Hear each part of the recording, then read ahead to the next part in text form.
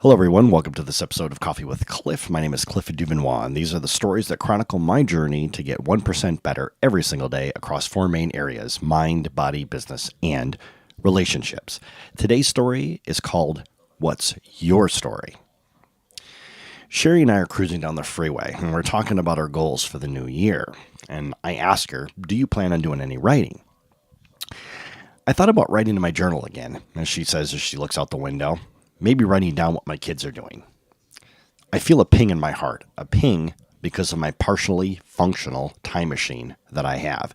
When I was 17, my mom gave me a photo album. Hundreds of photos painstakingly arranged by year that chronicle my life. Some random page would fall open, and there's a photograph of a younger me. I'm standing in the middle of the kitchen of the farmhouse. My family is standing around me. They look like they're laughing, smiling, having a good time. So why are we together? Why is my family laughing? Did I just fart? Did I do one of my Don Knotts impersonations? Of course, I ask Mom. She can't remember. But if she could remember, then at least I could exit the time machine. I could walk around inside of that moment and share in the laughter that my family was experiencing. But instead, I'm stuck inside. It's like I'm looking out some kind of a soundproof window at a frozen moment in time. They say that a photograph is worth 1,000 words, but you know what? I think I'd rather have the 1,000 words. 1,000 words like these little stories that I write every single day, stories that serve a purpose or share a lesson.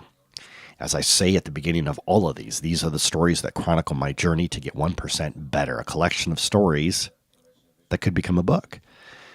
So how many stories would I need to make a book? 90? And I could churn out a book every 90 days? That could be 4 books a year.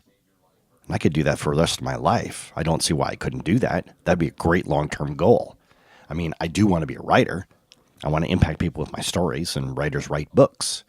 Books being plural. That is my long-term goal. Now, James Patterson turns out 10 books a year. Of course, he has ghostwriters that flesh out his ideas for him, but these would be my stories, written by my own hand. Stories that my friends and my family could read. But I want a bigger audience. I want to impact millions. And then, of course, I'm thinking, what impact could my stories really have on strangers? Well, you ask a question, and fate has this way of answering the question. Sherry and I take our seats in the movie theater. I watch as a small boy from Tanzania lives a story that culminates in the impacting of 1.5 billion people. That's billion with a B. I shake my head and I feel like such an idiot. 25 years after his death, Freddie Mercury is still impacting millions of people with his story. So I think about my mom. And what stories would she have to share? How did she find the courage to raise 4 kids by herself on $50 a week? Or what was my father thinking when he ran down to the recruiter's office when the U.S. declared war in 1941? I'd love to read those stories. I'd love to crack open those books and get lost in their world to find out what they were thinking.